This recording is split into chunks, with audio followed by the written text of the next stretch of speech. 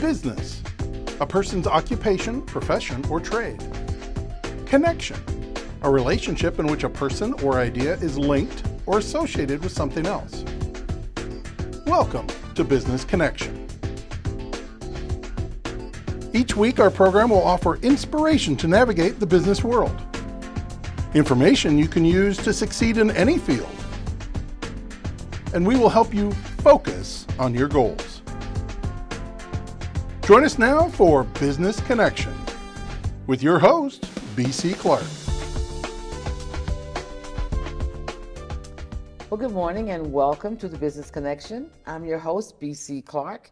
As you know, we interview business owners across the state, giving out good information for you, good resources that we bring in. So today I have two guests, and we're going to just talk about life, we're going to talk about business, and whatever else we think of. So I have Nicloe Lewis with I Love Me Enterprises, and I'll let her tell you a little bit about what she does. And I also have Desiree in Nguessan, and Desiree, jewelry, accessories, everything, surveys, whatever. Everything, whatever you need. Welcome to the show, ladies. It's my honor to have you guys here today. And I just wanted to kind of have a time where we just kind of talked. And there's so much going on, out there. There's a lot of negativity out there. But I just want to talk about how your businesses are doing. So if you want, Nicloe, you want to start and talk about your business and how things are going for you, that would be awesome. All right, so for me, I would say my business has extremely grown within the last 6 months. Exponentially, huh? Yes. I took a leap of faith and got out of employment, so I'm no longer tied to a 9-to-5. And with that, I was able to pour a lot more into my business and live on purpose. Love it. I love it. I love it. And that's what we all need to do. Sometimes that leap is all we need. Yes. And sometimes fear is what keeps us from doing that leap. So we're here to encourage today. Desiree. So I have grown with my business. I think for me, I was able to work on my mindset, becoming a little bit more, what do you call it? Assertive, intentional, be more vulnerable with my audience, with my followers, because I am an introvert from nature. I am a big introvert, and then this business really helped me get out of my comfort zone. So if a lady is hearing me out there, step out of your comfort zone. Such good advice, because nothing happens, growth doesn't happen in the comfort zone. No. Being intentional about anything doesn't happen in the comfort zone. So we have to make sure that we're not living in the comfort zone. Yes. There is a time, I would say, for comfort zone, like when you start a new project or something. Of course, in that point in time, you're intentional about what's happening. So because you're trying to get it, you're building. Right. So you're building to be comfortable, right? Yes. Until that next itch happens. But a comfort zone is not where we have to live. No. We can't live there, And I think that a lot of us, we get comfortable, especially when we're working a 9-to-5. And I noticed this mostly when I was in corporate America. People were very comfortable back then. Yeah. And I think what always got me was like, they would complain about certain people, but they were doing the same thing the people were doing. Like, they go to lunch, they say for a whole hour, I'm gonna do the same thing. And I thought to myself, I'm going in, I'm gonna do my job while I'm here. I'm gonna take the specified time for lunch. I'm gonna come back to the job, I'm gonna finish it up, and then I'm gonna leave. I don't care if Mary stayed for 4 hours, I could care less. Because to me, even in a job, a 9-to-5, you're still building, right? You're building because whatever they've hired you to do, there is a plan for that, and you got sent there for that. So I'm not trying to do any of that. And then they would say, I can't believe I didn't get that promotion. And they always kind of attribute promotion to length of service. And length of service, I'm sorry, does not have anything to do with it, because you could have been there for 40 years, but you were never on time. You went for 2 and 3 hour lunches. You didn't get your reports out on time. See, it's not about the length of time, it's the quality of time. True. You know, and showing that you can be trusted, number one. And I don't know who I'm talking to, I don't know why I'm going there, but that's something that came up. But you have to understand too that you don't know everything.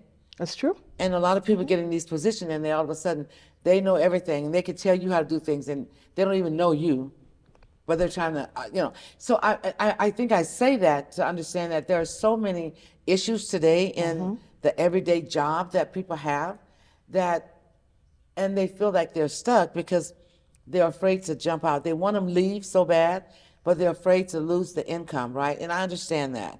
But at some point in time in your life, you have to not be afraid to do what the man is calling you out to do. But you have to have a plan. You need a plan, but a lot of times when he's calling you out, Plans already. he's already provided. Absolutely. Because Absolutely. he doesn't promote until he Absolutely. prepares. Right. So he prepares you by putting you in different positions, right? Right. And after so long, there's a time that is being blessed while you're building what he put you there for. That's right. And then once you've done the work there, he has another place for you to go. So all of a sudden, blessings are not there like they used to be. Favor is not there like they used to be. So now you're arguing with people. Now there's a new manager that came in and y'all don't get along. I mean, so, if we really would just study life, we could see a lot of times what's happening in our life. If we're watching what's going on, we can really tell when it's time to go.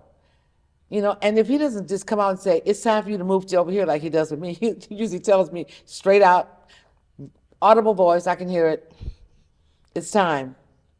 So if that's not happening, but when you start to see things changing and you're not happy, things are not aligning with what you were doing, then there has been a shift in your season. That's right. Come on. And if we don't catch that, now we're we're out of season, right? Nothing is working. We're frustrated, and all of a sudden, you're like, I don't know what to do.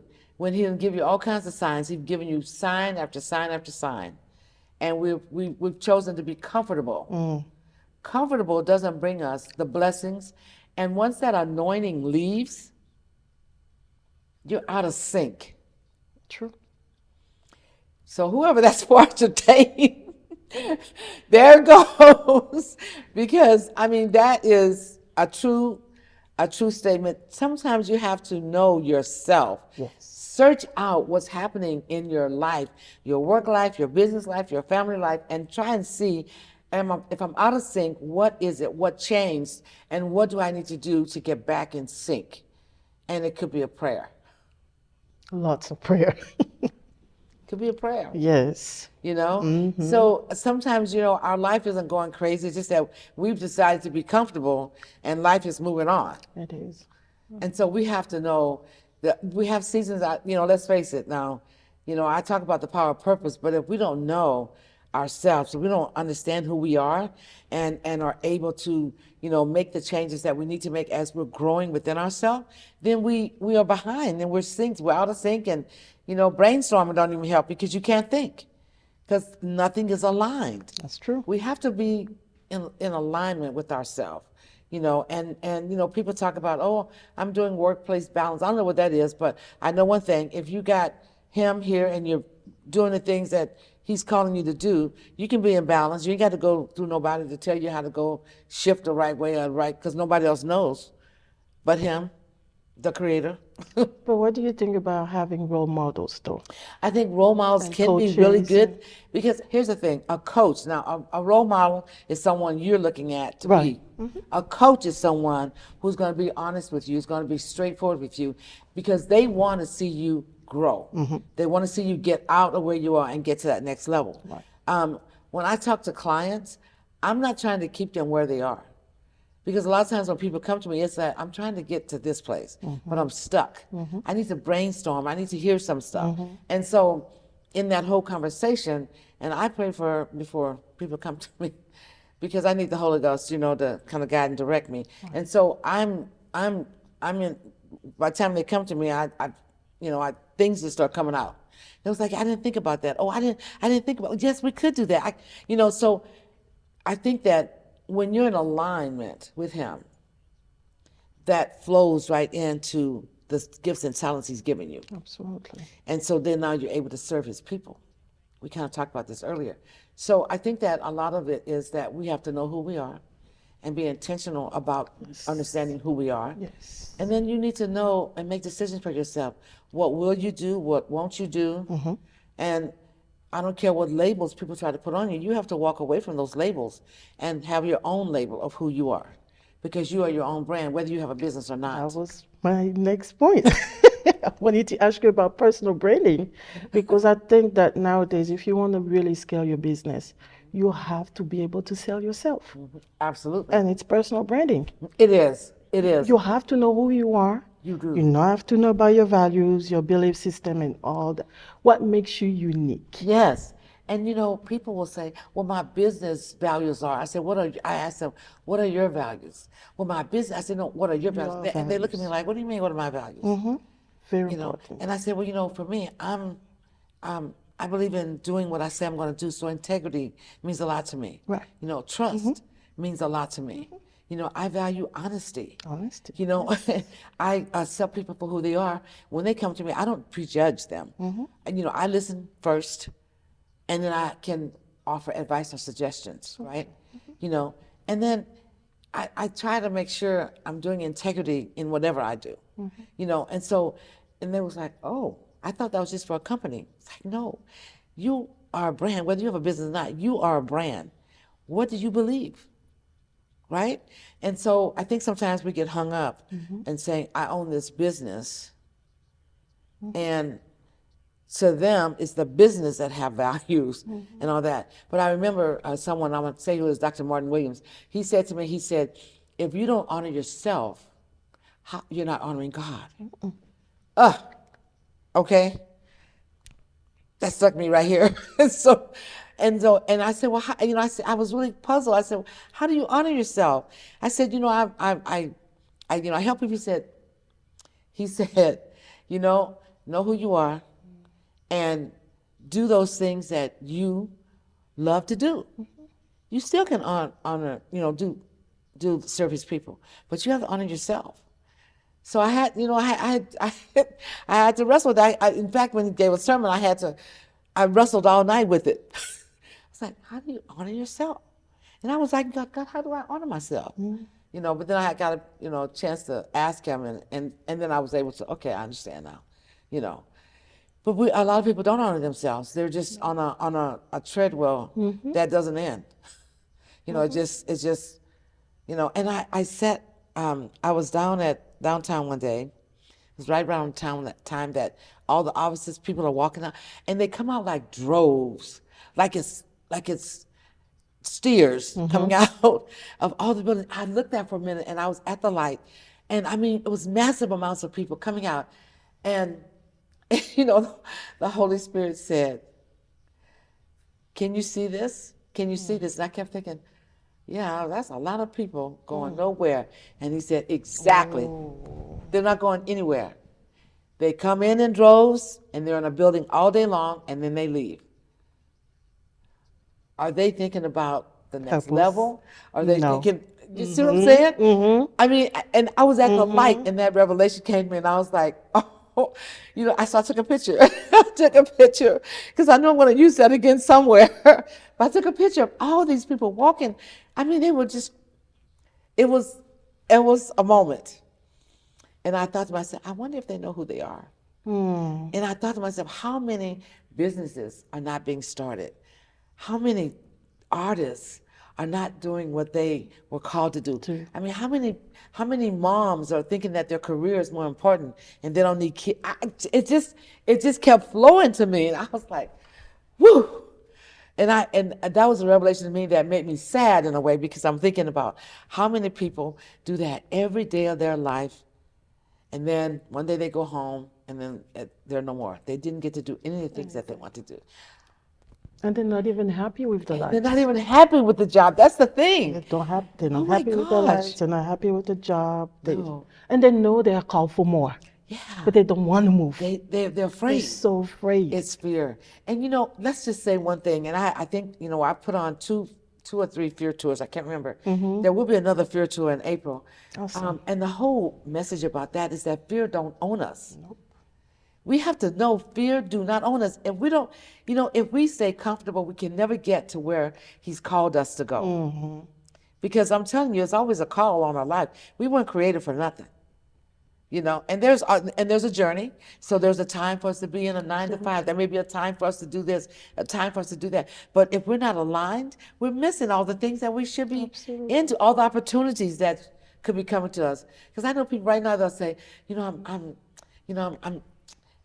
got this job, but I've got some opportunities. I could do this, and I don't want to lose the income. And I just listen.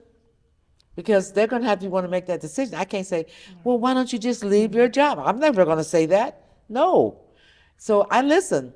And they're waiting for me to tell them or give them permission to leave. I'm like, I'm not doing that. I was like, it's a decision that you have to make. You have to decide whether you're going to step out, in faith, or if you're going to stay in fear. And when I say it that way, they just kind of look like, oh, if I don't move, I'm still in fear. And that's all I say. I don't add anything to it. I don't I don't try to do nothing else with it. And they'll sit there in front of me and they'll come up with all kinds of stuff. And I listen the whole time. One of the things that I've done most recently was I asked myself, why am I doing what I'm doing? Who am I serving? Yes. What is the legacy that I'm leaving? Yes. And I tell my young ladies every time that I teach my morning habits. In that class, I teach them, if you do not set your own intentions, somebody's going to set the intentions for you. And if we're working a 9 to 5, yes, it's great to build somebody else's dream. It's great to be somebody else's support. But in that process, you need to build your own as well. And so one of the things that me and my husband would do every time that we start any new job is we would pray before we go in. Sure, absolutely. Because you have to prepare your spirit. You have to make sure that you're intentional. And we talk about intentional employment. So one of my last employments was working at a library, a place that I never thought I would work at. But it was very intentional because I wanted to learn more about, I'm an author. So I wanted to learn a lot more about books. Absolutely. I'm not a reader, so that's not my avenue. But what is the importance of being a support to the library? And when I got there, I was like, wow, there's so many resources that people don't even know. I know. That the library has They for don't go free. look. Yes. So sometimes we forget that we are put into places so that we can learn. Yes. It's a learning opportunity for us to grow to the next good. level. And because of that, so I good. now teach a class for your putting a book in the library. How do you set up your book to be put on the shelf? Because I don't know about you guys, but I had to sit and read book titles on the shelves. And if the books are super thin, you're going cross-eyed trying to put them in alphabetical order, or you get lost in the shuffle of things. So real world problems, people. Real world problems. So I've learned so much more about even book sizes, all of these different things that I never thought even mattered. So as an individual, we have to ask ourselves, why are we doing what we're doing? Because we'll be miserable. Yes. And we'll just get stuck. Yeah. And paying the bill is not enough.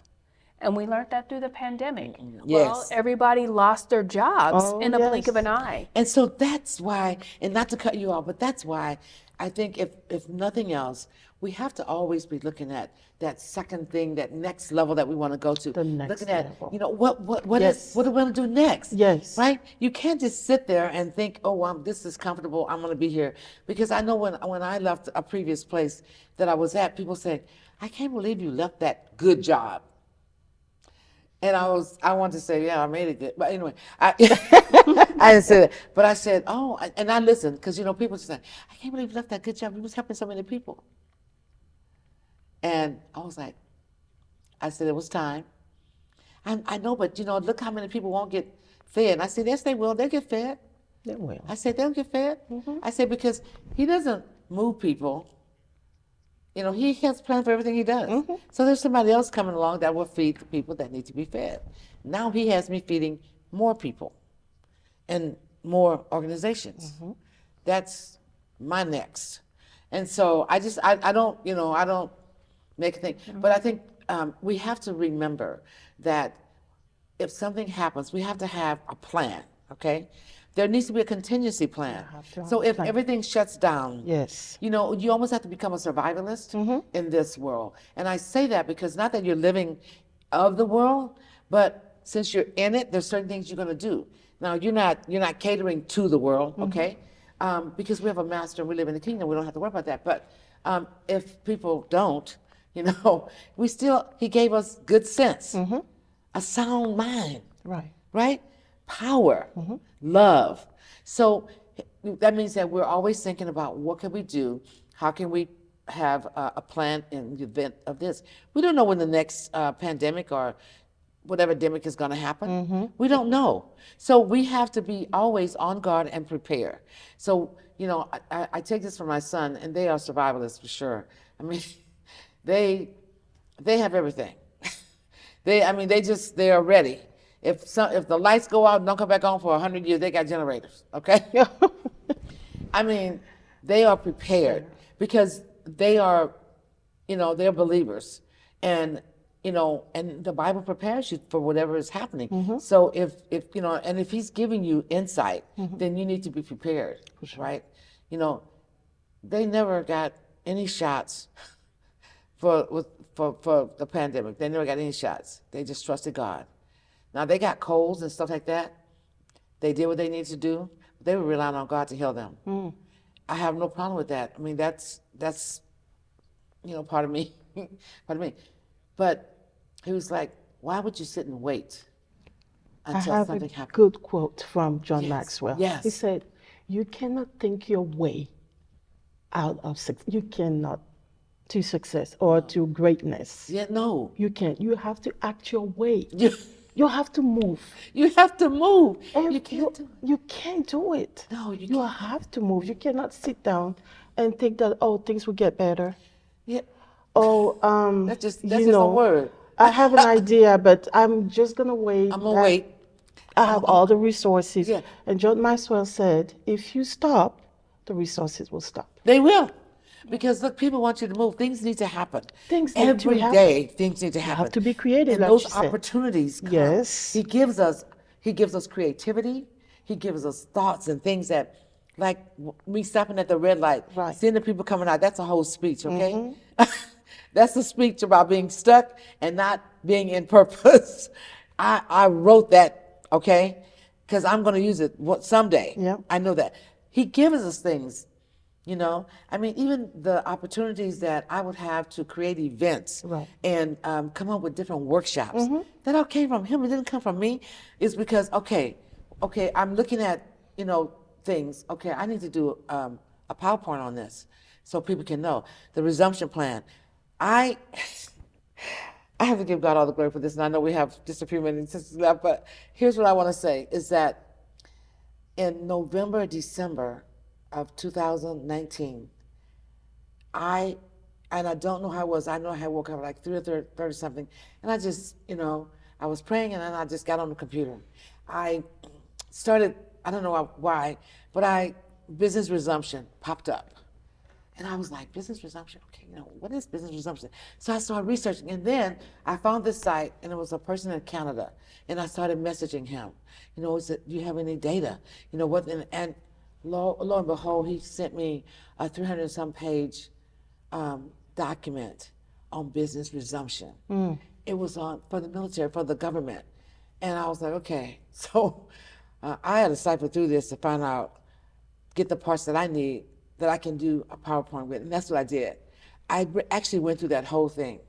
And at the end of December, around, I think, so January, February, March, I did a presentation on Zoom at DoSpace. It was on business resumption. It was my first time presenting that, about what all you need to do in the case of an event, right?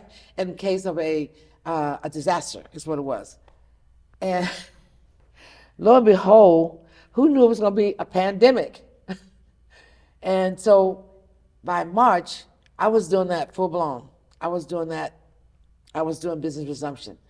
And, you know, a couple of sponsors came along and say, if they take the class, we'll give this organization money and they can give out grants if they complete the class. Because people knew, there was insight there. People knew that by the time this was going to be over, people needed to know how they could get back into business.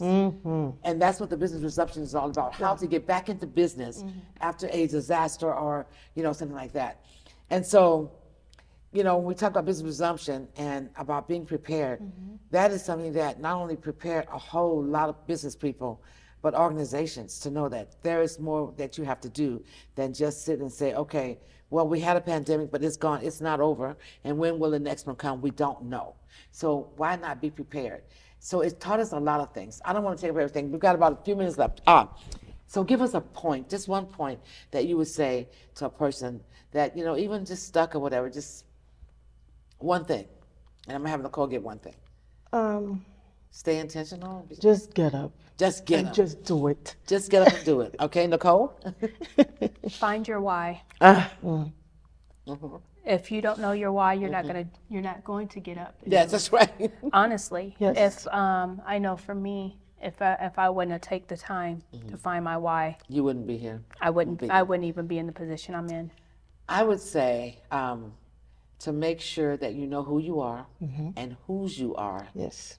and stay intentional about where you want to go, what you want to do, and make sure you get the right resources to That's make right. it happen. Get up and move. Thank you, ladies, for being here today. This was a great day. Thank you for having us. Thank you. Have a good time.